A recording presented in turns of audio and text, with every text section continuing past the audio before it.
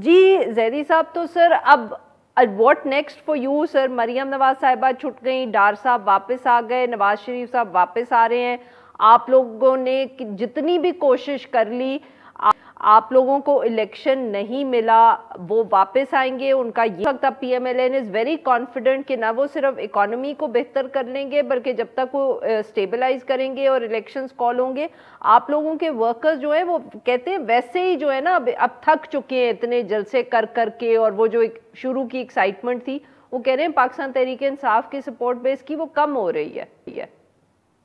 ये तो आपने अब क्या करना है सर? सर मैं उनकी बात बता रही हूँ आपको, मैं पीएमएलएन नहीं, मैंने सर इसीलिए कहा कि पीएमएलएन कहती है कि आपके वर्कर्स अब थक रहे हैं। चले मैं उनकी तो बड़ी एक इल्यूजनिस्ट सब्जेक्टिव टाइप की एनालिसिस है। अगर वो इतना डरते नहीं है इलेक्शन से तो इलेक्शन करवा देना, डरते क्यों हैं?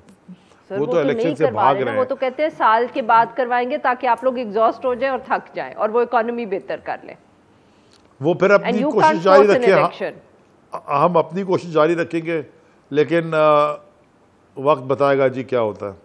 लेकिन मुझे अफसोस पड़ा हुआ आज एज अ पाकिस्तानी, मुझे 3 दिन से मैं 2 दफ़ा मेरा सर शर्म से झुका है इसाक डार को एयरफोर्स 1 से उतरते हुए देखते हुए, जो प्राइम मिनिस्टर साहब का जहाज़ है, और आज जो कोर्ट की जजमेंट है उसको देखते हुए। अली साहब, बट यही इस्लामाबाद हाई कोर्ट जब ये आपके हक में फैसला देती है तो आप लोग उसको मंजूर करते हैं, आप कहते हैं ये बिल्कुल सही फैसला हुआ है और जज साहब ने अच्छा फैसला दिया है। आज उसी इस्लामाबाद हाई कोर्ट से अब बेरियल हुआ है तो आप सवाल उठा रहे हैं। NRO 2 अगर सर आप कहते हैं तो फिर तो जुडिशरी पे भी बात जाती है ना सर? NRO 2+ तो आज मिला है ना, यानी कि आप ये कन्विक्शन भी तो कोर्ट ने की थी ना।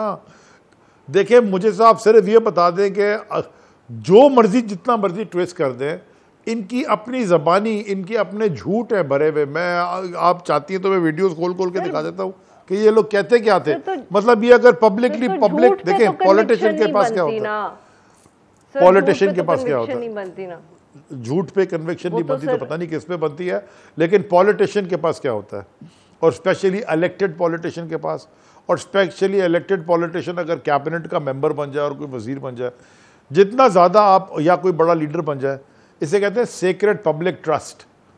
यानी कि अवाम आप पे भरोसा करती है कि आप अवाम के लिए, अवाम के मफाद में फ़ैसले ठीक करेंगे और अवाम के यानी कि अवाम के जो हक़ नहीं मारेंगे। जब आपका सेक्रेट पब्लिक ट्रस्ट ख़त्म हो जाता है तो फिर दुनिया में तो मिसालें भरी हुई, अमेरिका के अंदर भी ऐसे होता रहा और लंदन, सारी दुनिया में मिसालें भरी हुई हैं कि पॉलिटिशियंस की, लेकिन दुनिया आगे चल रही है, हम असल में पीछे जा रहे हैं। अफसोस इस बात का है, वी आर गोइंग बैकवर्ड्स। ये तो इल्जाम आप पे भी लग सकता है ना, जो ऑडियो लीक खान साहब की आई है उस पर ये भी तनकीद हो रही है कि आप भी उसके अंदर इसी तरह की गुफ्तगू करें कि हम खेलेंगे उसके ऊपर, और साइफर है और हम उसको जब डॉक्यूमेंट करेंगे तो हम कह देंगे कि ये एक थ्रेट थी, इसको डिप्लोमेटिक लैंग्वेज में थ्रेट कहते हैं और हम इस पे खेलेंगे। तो क्या ये भी हम कहें ये भी तो गलत बात है सर? जी मैंने कल भी क्लैरिटी दी थी, मैं दोबारा क्लैरिटी दे देता हूँ। उसी आप ऑडियो लीक की बात कर रही हैं। पहले तो audio leak prime minister office से ऑफिशियली हुई है, तो ये अगेन सेक्रेट पब्लिक ट्रस्ट के साथ साथ अपने ओथ का भी उन्होंने वायलेशन की है, जैसे कि उन्होंने ओथ की वायलेशन की जब वो जाके नवाज शरीफ लंदन में कन्विक्टेड फ्यूजिटिव बैठा हुआ और ये शहबाज शरीफ वाइस रॉय की तरह काम कर रहा है, हुकूमत वहाँ से चल रही है और वहाँ से जब मशवरे करता है गवर्नमेंट के और अंदर के ख़ास तौर पे जो सेंसिटिव इशूज़ हैं वो वायलेट करता है ओथ को। जब एक कन्विक्टेड क्रिमिनल को प्राइम मिनिस्टर की इजाज़त मिला है फिर ओथ वायलेट हुआ। जब प्राइम मिनिस्टर ऑफिस ने खुद ही लीक भेज दी, उनके स्पोक्स पर्सन ने, वो भी अपने ओथ की वायलेशन की। एक एक्स प्राइम मिनिस्टर और उसके SPM के दौरान बात की गुफ्तगू थी आपस की। अब आ जाए गुफ्तगू पे। गुफ्तगू में उन्होंने क्या कहा, साइफर है। पहले तो ये कहती थी कि साइफर नहीं है, मरियम ने कई दफ़ा कहा है, तो अब ये तो क्लैरिटी आ गई कि साइफर है, सब ने कह दिया।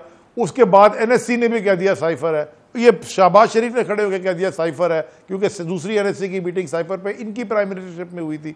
इसने जाके असेंबली के फ्लोर पे ये भी कह दिया कि हाँ उसमें धमकी भी है, क्योंकि वो मुदाखलत यानी कि इंटरफेरेंस को तो NSC अपने मिनट्स में मान चुकी थी।